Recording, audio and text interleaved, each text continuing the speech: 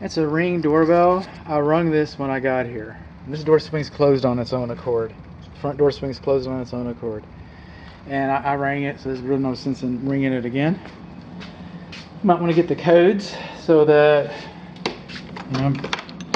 people don't watch you getting your packages and stuff. This is the living room. Again, counterclockwise type of guy. We got sliding and single sash, double pane vinyl frame windows. Then we got a lot of receptacle outlets throughout the home. We got some like these. See, this is advertising grounding. It does not have grounding. There's no electrical grounding there. There's no electrical grounding there, even though it has a grounding spike. And then we get other receptacles. Okay, like, well, like this is plugged into. Where did you go? All right. Keep me jumping around. Like you. And he doesn't have any grounding by design. Oh, this is a better example. He doesn't have any grounding by design. All right, I get that. It's an old home. They updated, put a new panel in it. The Texas Real Estate Commission considers that a deficiency. That's a safety issue. So, you know, whether it gets changed or not, that's not my conversation.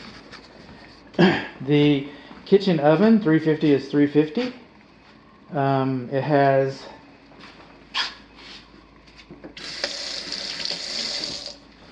It does not have an anti-tip device. And I got some pictures of some of this tile is falling down behind here.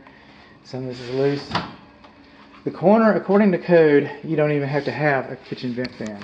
But if you have one, the corner of this vent fan assembly shouldn't be any closer than 24 inches to the cooktop.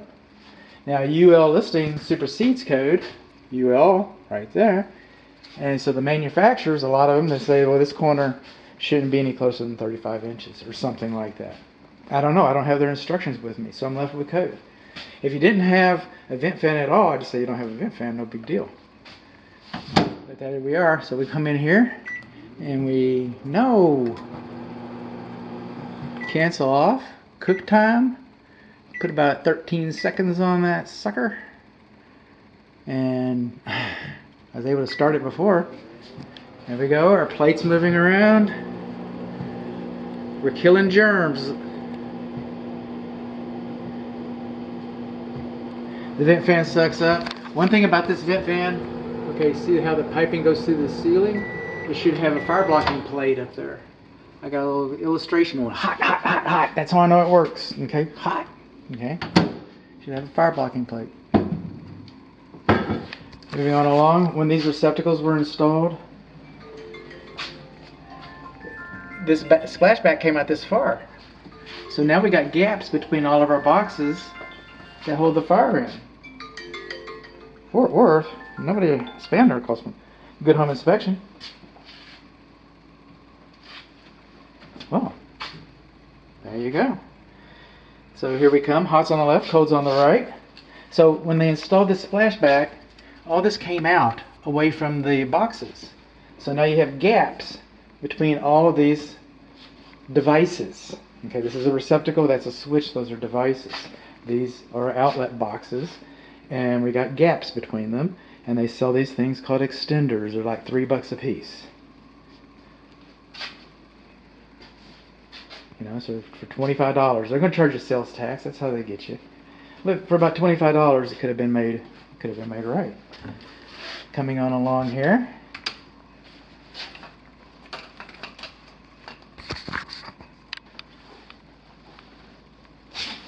It's a 1/3 horsepower food waste disposal, if my memory serves me correctly. And it's not GFCI protected. And this is the dishwasher drain line, and it does not have enough of an arc in it. That's not a proper anti-siphon loop, okay? And without a proper anti-siphon loop, what happens is the barometric pressure from out there in space, where Elon X's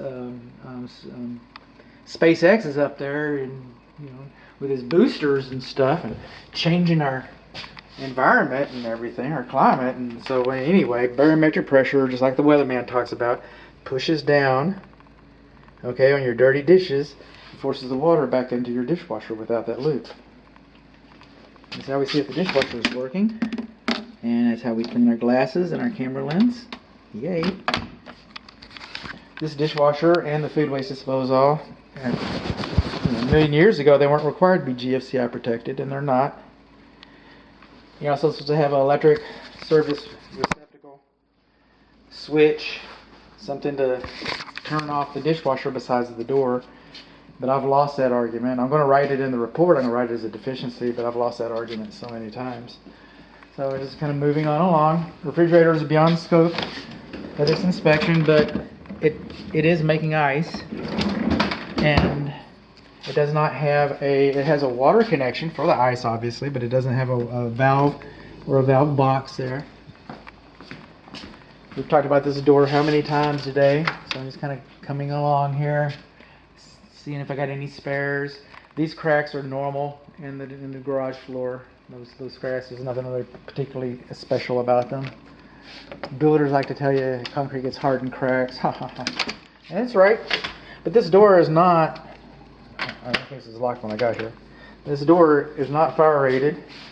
It's not thick enough, and we got an air gap underneath the door right there. See? Vinyl single sash. Coming on along, this French door. Actually, this is a kind of a barn door. Okay, and it doesn't have, it's a bifold door. I'll get the right name on the report. So it looks like I'm a professional, but it's not tempered safety glass. And the front door, the lights in the front door, they're not tempered safety glass either. I'm just kind of moving on along here, looking at our closet space and stuff.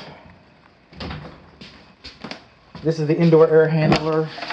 If carbon monoxide spills out of here, it's going to come around the door. It's going to get sucked up inside the register, and it's going to get redistributed around the house. I already talked about that, but I like to talk.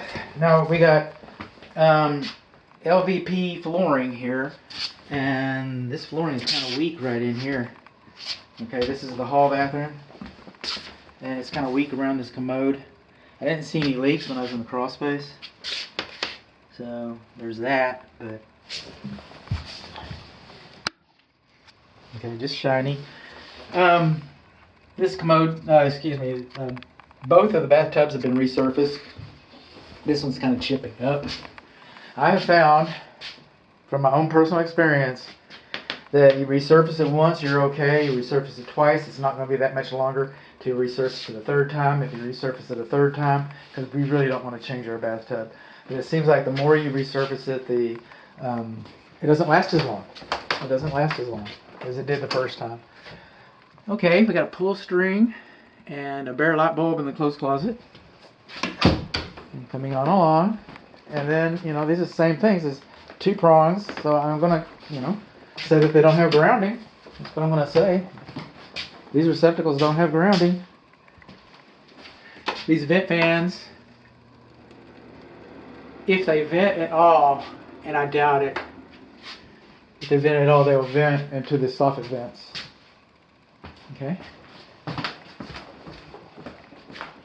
they're not supposed to vent into a soffit vent, except that you have an enclosed attic, so we don't really know how to deal with that. So it's just how should I say? It's an alternative method. It's an alternative method. And coming on along, you know what I'm not seeing? I'm not seeing a lot of door stops either. I'm not required to inspect the door stops, by the way. But, sometimes people kind of like wake up and they're like, hey man, I don't have any door stops. This closet's got a pull string in it, but it is a covered luminary. And on in here we got a Jack and Jill. In the bathtub. Neither bathtub has drain stoppers. This GFCI works. Okay, but the insulator block is cracked on it. And that commode works fine. That window works fine. This is where the crawl space hole is. We're going to close that up. It's too small, by the way. It's tiny. What you needed was a video of me getting out of that. That was something else.